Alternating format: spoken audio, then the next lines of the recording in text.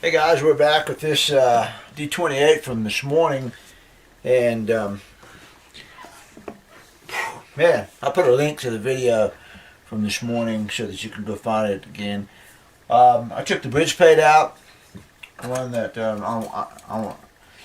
was nothing wrong with the bridge plate, but per se, but I needed to get it out so that I could access the loose X-brace over here, and I'm glad I did because it just gave me access from both sides of the brace.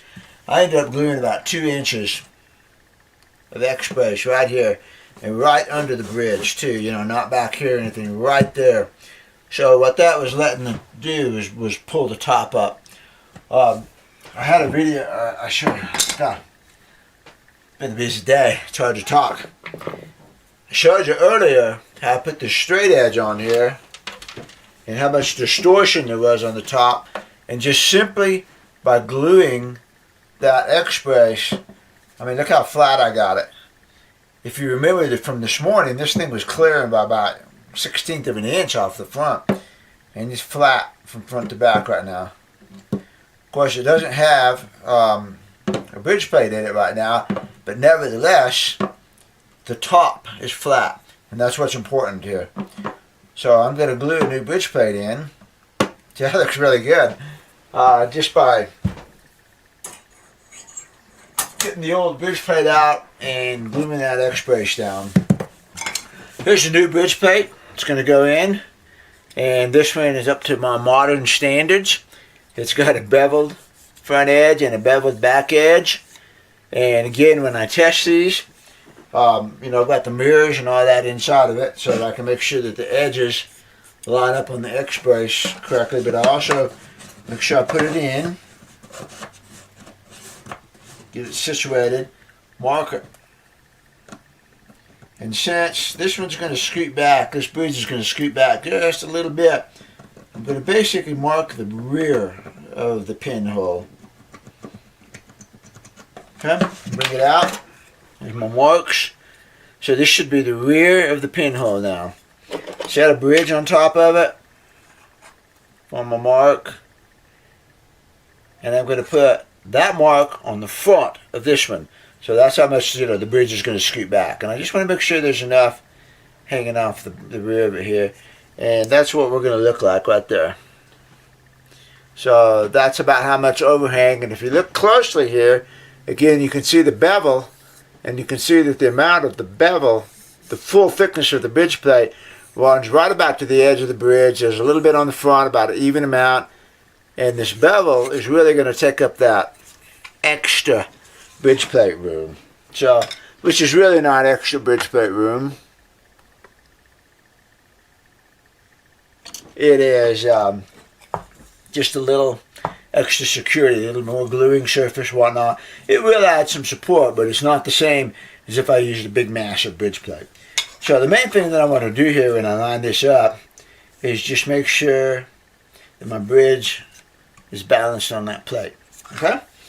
One thing I noticed in some of my older videos, and I want to make sure I go over this again, is before you glue something in now, I used to not do this, and then I got educated more and more on it. You do learn things over the years. Don't use sandpaper as your final scraping mechanism, especially a non-clogging sandpaper will leave an oxidation on there that can contaminate the surface. Now, fish glue is pretty good stuff. It glues glass together, so it's pretty strong. But even so, get the utility razor blade and scrape it. And I got to set it down here so it's not bouncing. And I'm going to show you just about how much you scrape. You just scrape a little bit. You're not thinning the wood or anything like that. You're just taking that top surface off. Of course, I just scraped it off the plate, but there's a little dust right there on the plate that you can see. And that's all. Okay? Scrape it off a little bit, get yourself a fresh oxidization surface. And I take the same thing and I go inside and do that. Just a little bit on the top. You're not thinning the top, you're not doing anything like that. You're just kind of getting a nice fresh surface in there. It's also a good way to feel for any bumps or irregularities that you might have left in there. It's real smooth. We're good. Okay? So I'm going to put this back in there. Clean the bridge off. The bridge has got a little bit of wood. I'm going to show you a little thing I've got over here. So let's get this glued up. And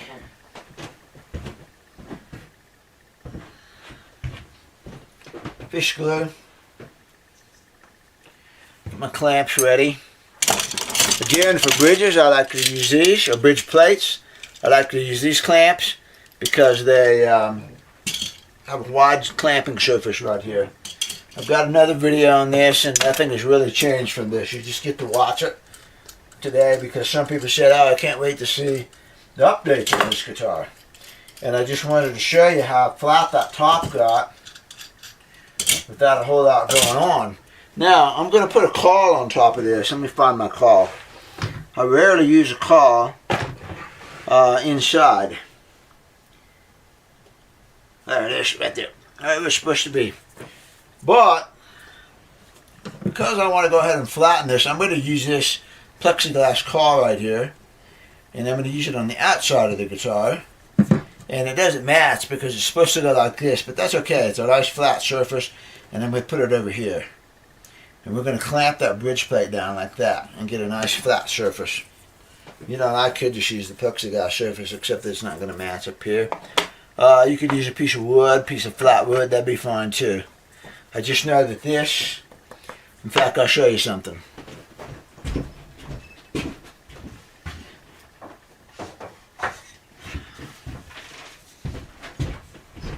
There's a nice fat piece of maple. Let's just use that, okay? So we'll put that on there and we'll get that top flat rather than this. Now that I thought about it. The only problem with doing this is I like to plug the pinholes with dowels, and I'm not going to have the opportunity to do that if I cover it up. And what I need to do is put some tape over that.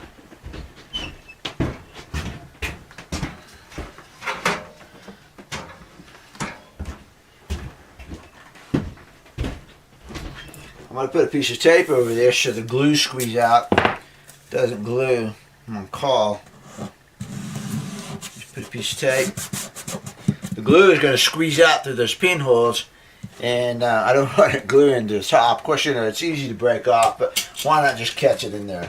Okay? So here's our plate. It's scraped. It's ready to go. The inside is clean. You need to clean this nozzle tip so that glue will come out better. There's a razor.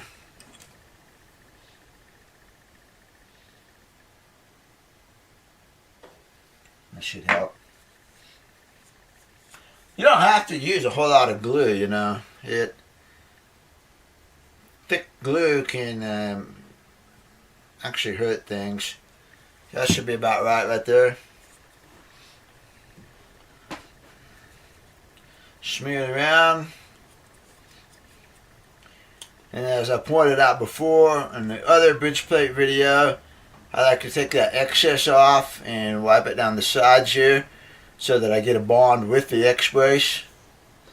Pre-war Martins were, you know, tucked under the brace. You can't quite do that.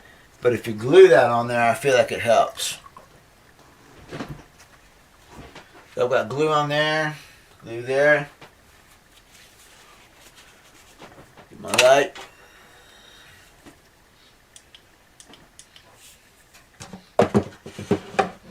I'll make sure the edges are up against it. Okay, here we go. Everybody look good? Here we go.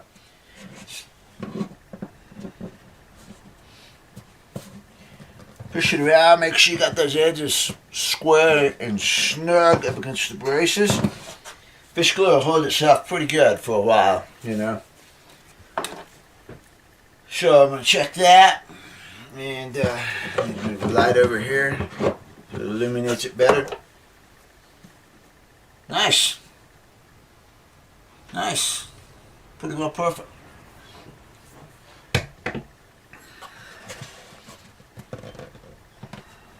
Yeah, looks good, feels good. Put a little bit of moisture in here to get this Keep that tip from clogging up again. Okay, get my clamps. I'm going to put one back here on the corner of the plate, and we're going to put this down. Put it at an angle so it doesn't hit the pick guard.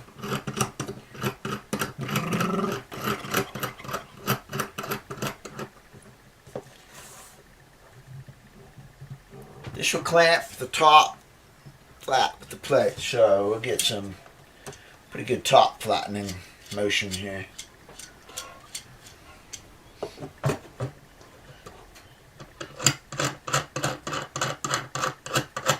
I do the two corners first, just because. Squeeze it in the middle. Put that right there.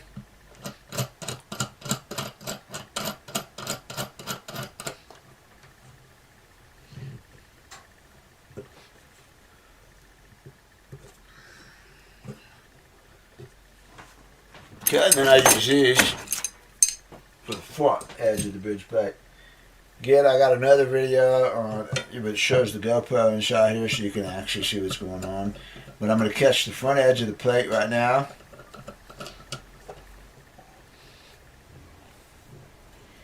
The reason I'm hustling on this is I'm going to a motorcycle race tomorrow in Texas.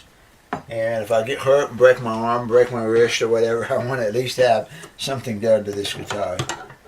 I haven't yet. It's an Enduro, so generally that's going to be a leg injury.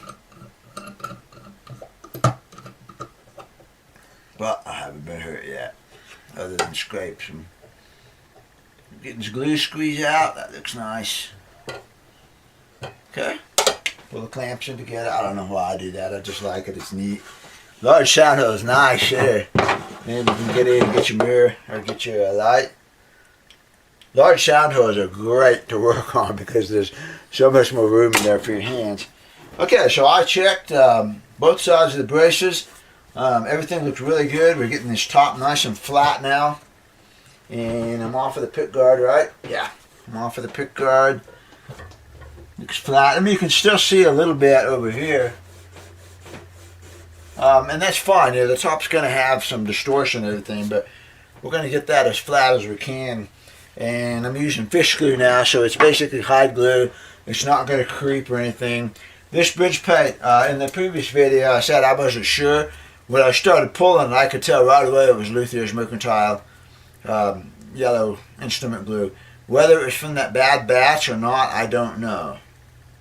But it came off pretty good. In fact, I got the whole bridge plate off in almost one piece, two pieces. And there's the old plate. We're getting a new black locust plate. So he'll get this one back just for fun. Now what I'm going to do is got a little stuff on the bottom of this bridge. So let's go over here and look at this.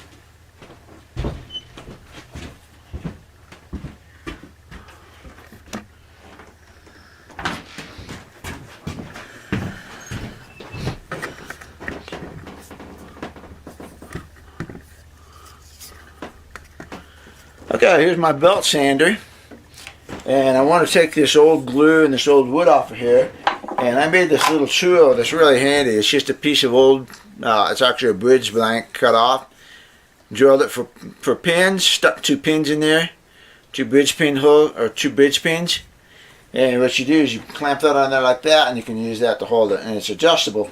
Got 2 holes here. I think it's adjustable. Yeah, it's adjustable.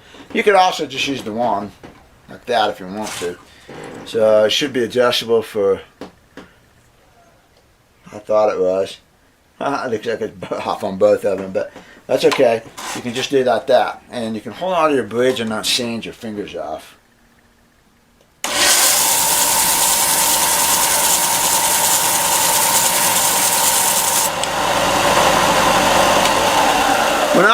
We're not taking any real wood off of the bridge. We're just getting rid of that. And in fact, at some point, I'm going to stop and actually do that with the razor. But you can see it's taking it off right here and not over here. So the bridge is a little bit non-flat on the bottom. which I respect because it was strung up for quite a while.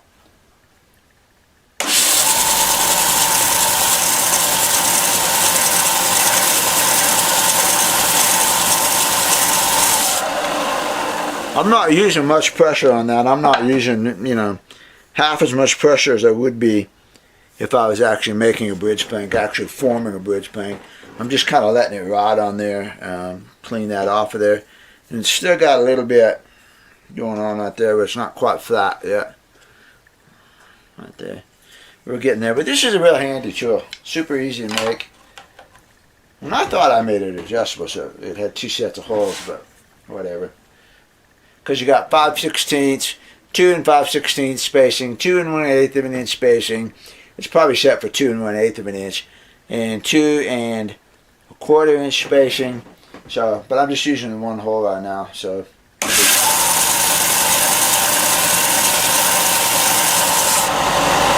it off and flip it around too.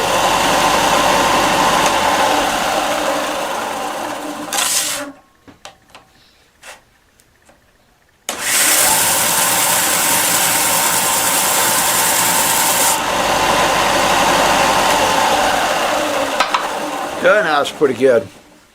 Now I'm going to go back and I'm going to get my razor blade and I'm going to scrape this again to take the oxidization off, and also just to clean the surface up. Like right here. It's funny, the lens is over here, but my V screen's over here. Like that little piece. I don't want to sand the wood down to get to that, so I'm just going to scrape that off and we'll clean this up. We'll reuse this, and I will fill in that slot. Recut the saddle sock, because this is a good bridge. Alright, see you later. Okay, one more quick little thing and then I'm heading in for the night. Been a long, busy day. Here's the bridge for that guitar. And I filled in the saddle slot right here with a piece of ebony that I cut off of an old, no good ebony bridge. It's just a matter of super gluing it in there and just working it very carefully. If you get any little gaps, you put some fine glue in there, you use fine sandpaper, and you go. I think you have a hard time telling that's not a new bridge. I'm getting it close here. See? Saddle slot's filled in. The reason I did that, of course, is a nice bridge. Why waste the ebony? It also fits the footprint on the guitar, you know, so it's a good bridge. I don't want to waste the wood. Wood's valuable. So, it's going to go on later. And I'll cut a new saddle slot on the guitar after I get this glued on. Not bad, huh? That one came out good. They don't always come out that good, but this one did. Man, I know what to look for. I can't even tell. Gosh, that one blended good. So, later.